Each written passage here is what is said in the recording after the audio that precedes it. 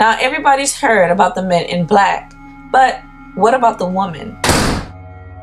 Colin Perks had an overriding obsession with finding the final resting place of the legendary King Arthur, which he had came to believe was somewhere in the vicinity of an old abbey in the ancient English town of Glastonbury. It was in the latter part of the year 2000 when Colin's investigations of King Arthur was at its most intense.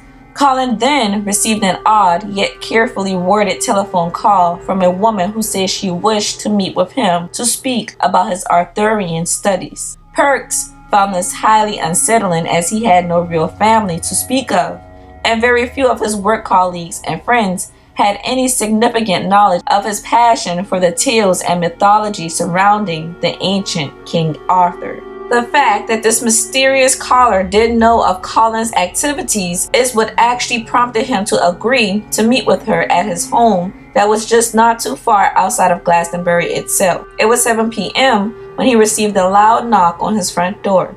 Upon opening the door, Colin found himself face to face with what he described as the most beautiful woman he had ever seen in his entire life. She stood about 6 feet tall, about 40 years old, with a head full of black, beautiful hair and milk-colored skin, wearing a chic, expensive-looking black suit. She identified herself as Miss Sarah Key. She stood there in brief silence, awaiting Colin's permission to enter his home. Colin threw away all caution and did choose to invite her into his home and motioned for her to follow him into the living room. As the two sat down, the conversation began with Sarah stating that her and several of her colleagues had been following Colin's research closely over the last few years.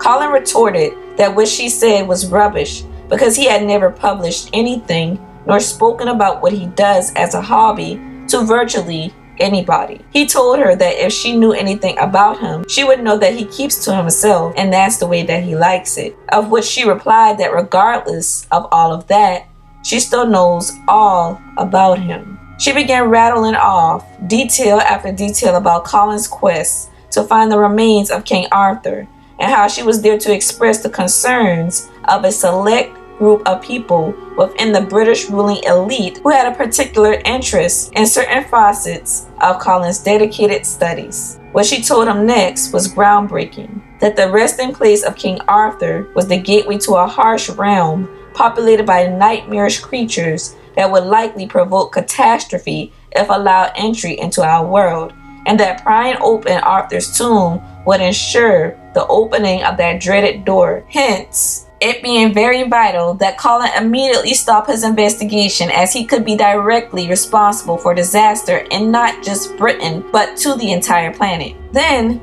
she leaned in closer, telling him that he cannot possibly begin to understand the enormity of what stands before him, and its importance is why she was visiting him and not somebody else. But if he did not drop the matter, somebody would come calling that he would not want to, and who would not be so nice. It was then that Sarah stood up and headed for the door, her last words to him being, "That's about it, Mr. Perks. You have done well, but do not go snooping anymore. What you are on the verge of uncovering is the gateway to another world, and you do not want to know what is there. Believe me, and we do not want you to open that gateway. Go out and enjoy yourself and put all this behind you.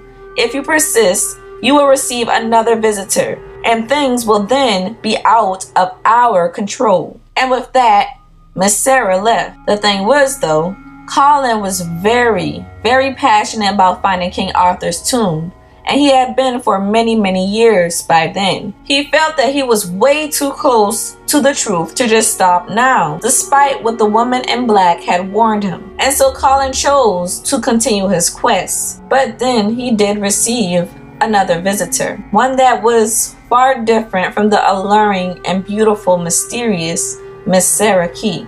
It was around 9 p.m. on Saturday, November 2000, and Colin Perks was driving home from the city of Bath along a very long stretch of tree-shrouded road. Oddly, given that this was a weekend evening on the fringes of a bustling city, Colin said that he saw absolutely no other cars on the road, but he did see something. Suddenly, Colin was approached by what looked like a large man standing in the middle of the road, stranding the center white line as Colin slowed his vehicle to a snail's pace. To Colin's terror, he could see that the so-called man was actually nothing of the sort. It had pale skin, scrawny arms and legs, and connected to its upper torso was a huge pair of leather-like wings. In other words, this was a Batman. As the headlights of Colin's vehicle bathed the Batman in a cascade of light, Colin could see its bones through its hollow legs. But most terrifying of all was the head of this monster. It was hairless, with two pointed ears, with fiery eyes that seemingly burned into Colin's soul. It had a malevolent sneer and a hooked nose, with a pair of large, lethal-looking, raging fangs hanging from his mouth. Colin was not any fool, though. He floored the accelerator and headed right for the winged beast. But like a chain-rattling spook from some 19th century Gothic novel, the Batman vanished in an instant. Colin made his way home to the safety of his bed, and the following week was normal. But during the early hours of November 14, 2000, he was violently jolted from his slumber by the sight of the devilish winged beast again. This time, it was looming right over his body, and then suddenly lunged at him, grabbing his waist, and told him how he was warned that he would come if he did not stop his investigation. It was then that Colin realized that this was the follow-up visit that Sarah had warned him of. As Colin stared up at the beast in pure terror, the Batman telepathically communicated a message into his mind, reiterating the words of Miss Sarah Key, telling Colin to stay away from all things Arthurian. And with that, the winged man was gone. And for a while, so was Colin's research. Colin later would go on to believe that Miss Sarah Key and the winged creature were the same entity, and that she was a shapeshifter who presented herself in a more digestible manner to bear him a warning. But when he had ceased to listen to her, she reappeared in her true form and dropped her feminine charm. Like stated, Colin did temporarily halt his research after the encounter with the Batman, but eventually did pick back up where he left off, until his life was tragically cut short by a massive heart attack on England's Salisbury Plain in early 2009. I suppose this attests to the bark really coming before the bite, and curiosity really killing the cat. For more discussions of conspiracy theories or odd and unusual things that happen on this planet or in outer space or anywhere, please like, comment, and subscribe. I will not let you down. Also, what are some conspiracy theories you would like for me to talk about? Because I've heard a lot, but obviously I haven't heard them all. Please comment down below and let me know.